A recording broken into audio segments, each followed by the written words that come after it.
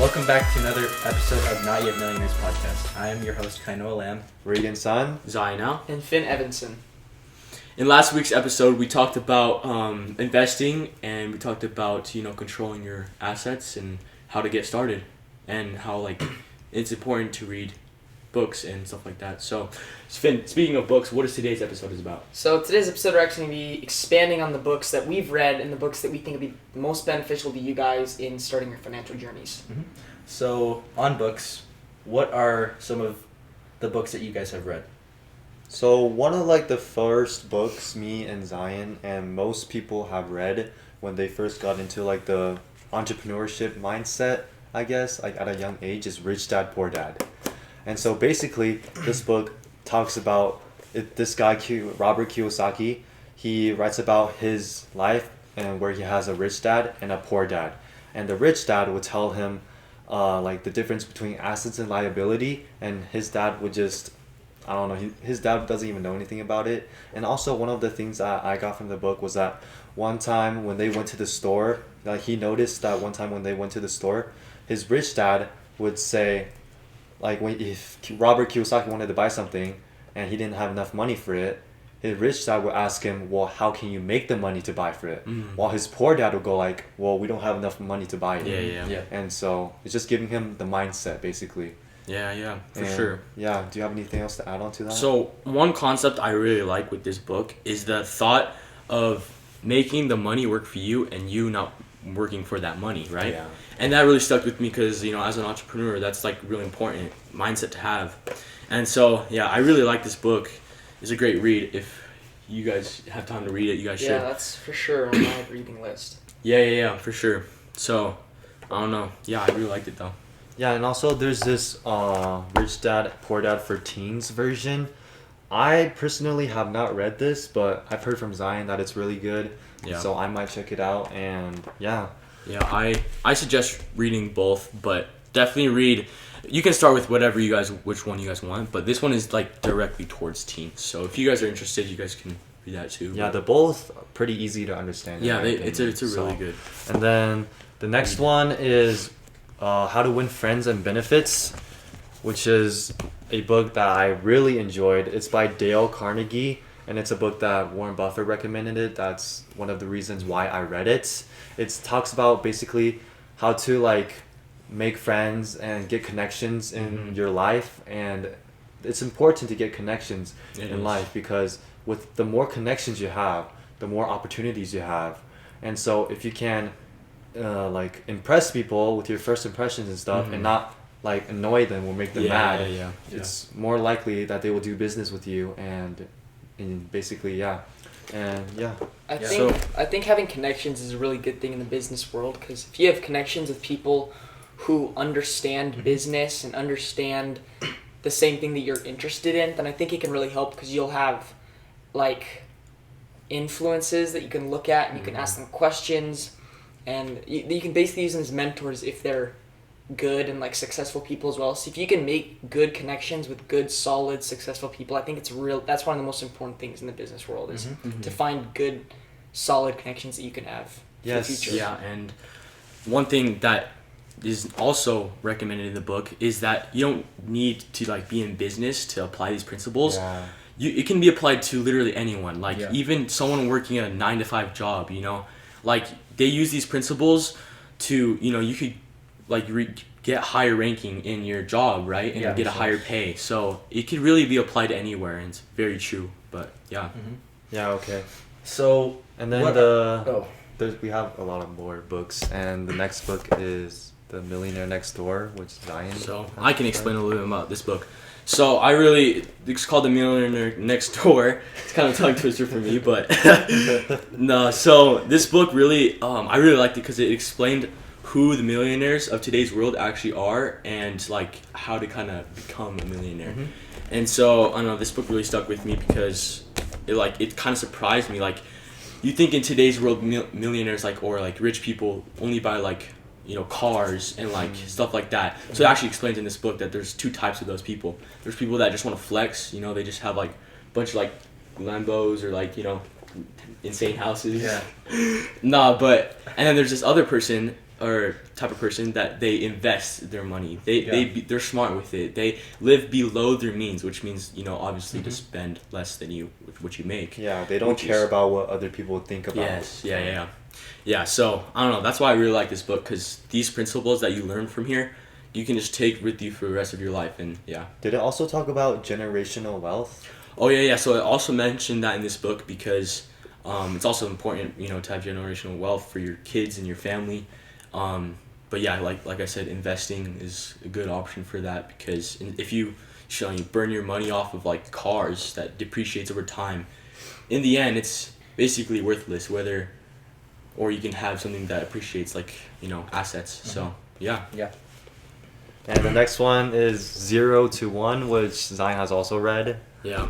I can explain a little bit about this book. So 0 to 1 essentially explains. So if you're into business, like I know me and Kainoa, if you want to read this book, I can give it to you. But it essentially explains the difference between innovation and invention. So actually, I'd like to ask you, Kainoa, what's the difference between innovation and invention? All right. So basically, innovation is you are starting off where someone has already ended, and you're just making their invention or an innovation better. Like you can innovate an innovation. Yeah. But an invention is starting new. Yeah. It's something completely different. Yeah. So this is what the book talks about. So it uses a theoretical term where it's invention is going from 0 to 1, but innovation is 1 to n. And you'll kind of explain, or you'll get it more in the book as you read it.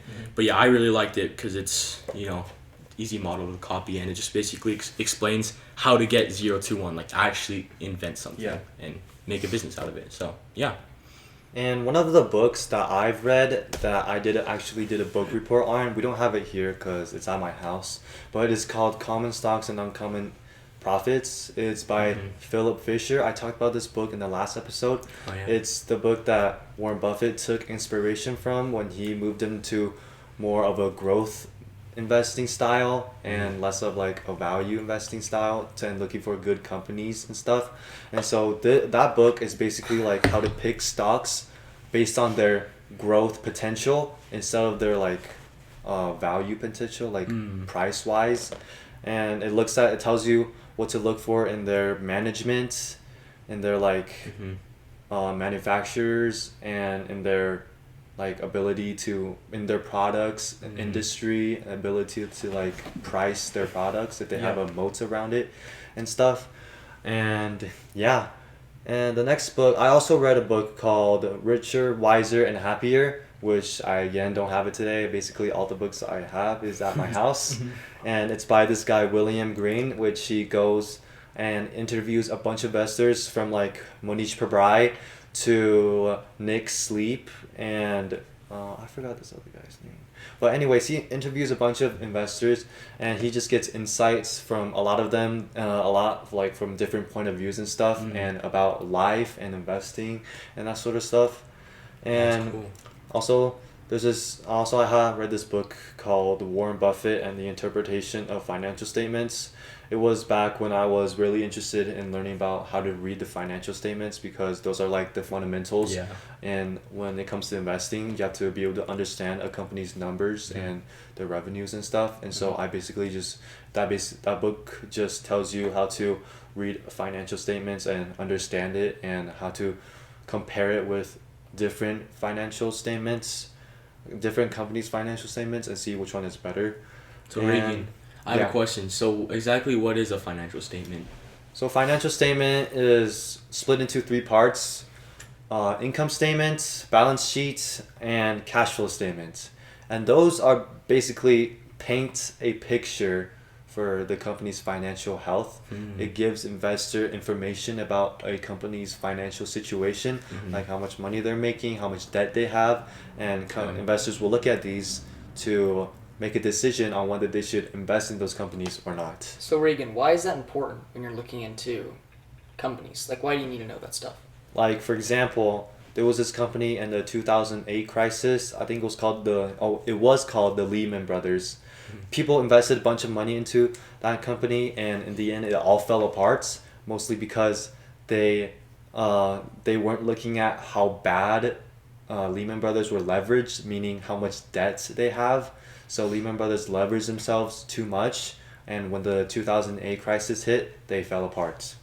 And so it's important to be able to understand those financial statements and to see and to be able to find problems in those financial statements, and then decide whether or not you should invest in those companies. Yeah, that's good. And Finn had a book that he was reading about. Yeah, right? so I've mentioned this in a lot of my episodes, actually, like probably all of them, but it's called The Simple Path to Wealth by J.L. Collins. And he basically just talks about, like the cover says, the simple path to wealth, and how it doesn't, like, it's not the hardest thing in the world to become a millionaire. You just have to know, you just have to learn the stuff and then know how to maneuver through the business world.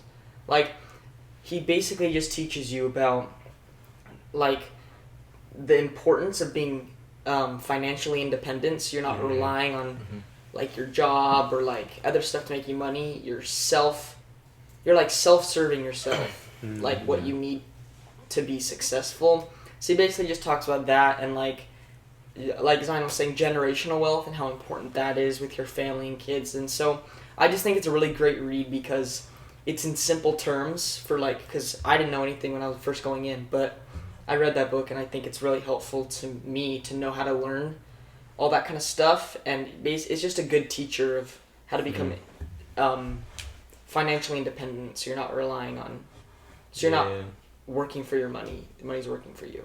Yeah, and also talks about like plans, making financial plans and stuff. Yeah, for the future. Like, it talks a lot about the golden rule of business, which is spending less than you're making. Live below your means. Yeah, live below your means. Yeah, so it talks a lot about that. Talks a lot about that and says, like, and talks about the importance of that and why so many people are in such deep debt and why so many people aren't rich. Like, he basically just talks about how if you know what you're doing and you've been taught correctly, it's not that hard to be rich. You just have to be willing to live below your means and know what to do with your money. Yeah, be smart with it. your money. Yep. And like avoid debt and stuff. Yeah, he says debt is the #1 killer of wealth in the United States. That's what I like to hear. We talked, remember, I don't know if you were in the meeting, but meeting with my uncle, we talked about how mortgage is the death pledge, literally the death pledge. Yeah, meaning death, and then pledge meaning, pledge. 30-year mortgages. Yeah. I cannot believe that. Yeah. They have to live in that house for 30 years and be committed to it. Yeah. That just sounds scary to me. I know. 30 years of their life is It's just like committed to. Yeah, that just sounds scary to me. Yeah. And also there's this book called The Little Book That Beats the Market.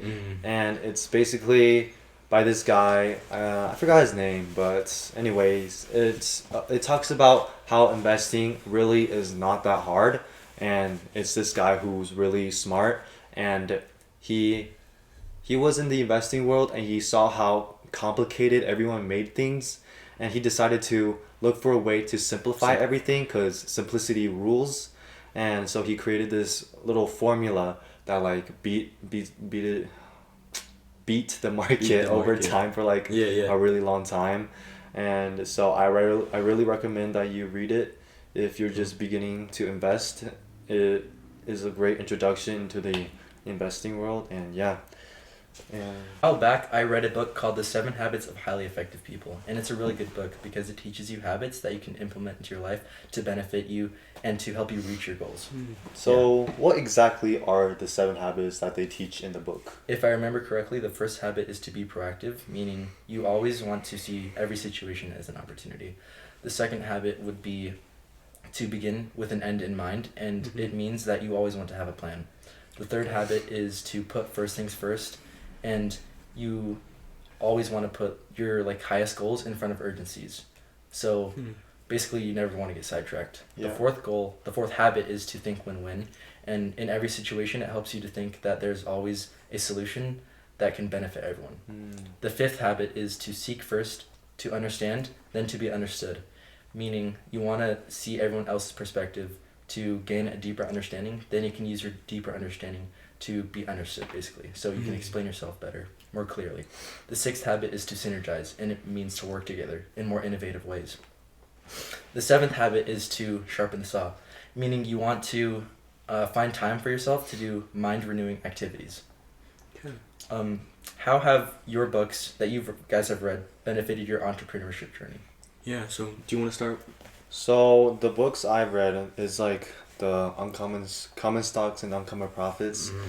That book has basically like taught me how to research stocks and how to differ good stocks, good companies from bad companies, because owning a stock is owning a company basically Mhm. is what that's what investing is all about. Like people think owning stock is like owning a piece of paper, but in real life, owning a stock is basically owning a piece of the company, and you have to make sure the company is obviously good.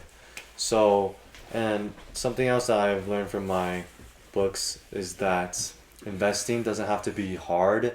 It's just you don't have to like overcomplicate it. It can be really Mhm. simple, and Yeah. sometimes most of the time simplicity rules. And yeah. Yeah, so I guess I'll go. One book that kind of like woke me, as we talked about, is the Rich Dad Poor Dad, and Woke. that kind of like I like using that word because it kind of like it opened my eyes to see actually like you know that I'm spending so much of my money when it could be used to work to like Mhm. work for me, you know. Yeah. And so like putting investments or like other assets instead of buying what we kind of explained this in the first episode Mhm. or Yeah. the episode, but I just really enjoyed that book because it kind of just gave me a bigger perspective on things. And so yeah, so that's kind of on the financial side. I'll mention two books here because that was kind of like the financial side. And the second one that really helped me a lot was the Millionaire Next Door, because it just like again, it just taught me like getting to a million is obviously a hard process, but like once you get there, it's a lot easier to achieve like further more things, and just like kind of to teach you the process and like how to Alright. get there. So yeah. That'd be Yeah, fun. one of the most important things that I think my books have taught me is the importance of being frugal and the importance of becoming financially stable and like financially independent. And I think that's like one of the most important things, because if you're not being frugal and you're not saving your money and living under your like money spending line, Mhm. money making line, then Yeah. I think that that's like a killer of wealth, Mhm. because you can't become rich if you're spending more than what you're making. Mhm. That's just facts. But yeah. Yeah. What's the definition of frugal? Well, I don't know the exact dictionary definition, but it's mainly meaning don't spend money for things you don't need. Like Mhm. save your money Yep. as much as you can, and only spend your money for needs, not wants. So like being conservative Yeah. and stuff like Yeah. that. So one thing I actually liked what you mentioned is like being financially free, like having your passive income be greater than what you like your expenses, right? So you can live free basically. Yeah. And that's really at life. That's all we're trying to achieve. And once we Mhm. achieve that, we're chilling. Yeah, So. that's the main. That was the main point of the book that I'm Yeah. reading, and I just think that is so like once you get to that point where you're financially free, it's just so freeing per se. Mhm. Like it's just so it's so nice to just feel Yeah. that you're making more money than you're actually spending. Yeah. So at all times your money is going up. Yeah, but as teenagers, obviously we don't have much expenses because we're living with our parents, Yeah. and like we don't have to pay for the power bill, we don't have to pay for like utilities, stuff like that. Yeah. So But now once we're older, it's Yes. gonna be more like on our minds. yeah, Yeah. but now I think is the most important time to start saving our money, Yes. since we don't have to spend Mhm. these Expenses. liabilities like the power bill, the water bill, the heating bill, like all that Yeah. kind of stuff is paid for our parents, and we hardly spend anything unless Yeah. you're paying Mhm. for gas, obviously. 'Cause- But I just think that's so right now it's so important to save, because we can save more than we can in any other Mhm. period in our life. Yeah. Yeah, so like people might not want to like how do I say this? People might want to admit it, but like money is the key driver of our world today. Mhm. And so people, I don't know, some people might say like if someone is all about money, then they're, I don't know, materialistic or something like that. But like in the reality, money is what drives this world. If you have money, you can basically do whatever you want. And so if you're financially stable, then you'll be free and you won't have to worry about it. And the people that like think money is evil or something, those are the type of people that can't make money and they're just hating the haters. And Yeah. All right. So the last question is, what are some tips and tricks you would like to share with our viewers about reading or when reading? So the first thing I would say is that read books that interest you. That's, in my opinion, the most important thing. Yeah. If you don't read something that's not interesting to you, then after maybe 10 pages, you're just going to put it down. Yeah, I think it's boring. One of the facts was like, it was like people that pick up books, like random books, they only get through like 2 chapters. Yeah. Something like, it was crazy. Like, it was like, yeah, you actually need to read a book that you enjoy. Yeah. Something that you like. But yeah, one thing I also found out that was helpful for me, at least, was annotating your books. Because I know like it might seem like boring or like useless, you know, but actually annotating it is probably the best thing for you because you actually learn a lot more when you write things down. Yeah, and it helps you like memorize and take in it helps you learn. process your information. Yeah. And I think like, you know, going back, reading it, you can read your annotations, right? And just like kind of realize or remember what you learned or what you read about. So yeah, that's what I like about the how to how to win friends and influence people. Wait, stop laughing. Okay. That's why I really liked How to Win Friends and Influence People because I just annotated everything about it. Yeah. And yeah. So when I go back reading it, I can just learn the principles again and apply it. But Yeah, I think another tip that's really helpful when reading is to set goals. Because if you don't set a goal on your reading, then you might read like 2 chapters one night, but then you might totally forget. Yeah. And like 3 months later, you might pick up the book, and then you will forget all of your knowledge, and you'll have to like read those chapters again. But so I think setting goals is really important because then you stay on a consistent track of reading every day or every week or whatever your goal is. I think following that goal helps you to like force yourself to take in that knowledge so that you can understand what you're reading without forgetting it over a long period of time. And to like develop a habit of reading regularly. And stuff like that. And also another one is to get with a bunch of friends and I don't know, read the same book, have some sort of like a book club thing. Like force each other to read. Yeah, like challenge each other to read. Like what we said in the second episode, where we talk about personal finances, like challenge each other to do things. So like challenge your friends to read like, I don't know, 1 chapter daily or something. And then at the end of the week, you guys can set up a time and talk about what you read and then share the knowledge and your insights and your perspective on what you just read. And so obviously in this episode we mentioned a lot of books, but I think one main takeaway from this episode is you don't have to read all of these books, right? You have to find your passion, obviously, research books that you can read, and then obviously read those books. So don't go out and you know, read all these books all at once because that's obviously not going to help you. Read one book at a time, like, you know, slowly annotate it, like have all of these, like set goals, all these things like that. And, you know, you'll really learn a lot from this. And especially right now at our age, I think the best thing for us is to develop that mindset for preparation to when we're adults, where we're actually paying, you know, like mortgage, things like other expenses, just to be like, you know, have that financial mindset for the future. And so, yeah, I think that's really important. But, so if you guys made it this far, we'd like to thank you for watching through, and and expect new episodes every Sunday. We're trying our really best to get those videos out to you. But obviously this week we missed the deadline, but it won't happen again. Hopefully.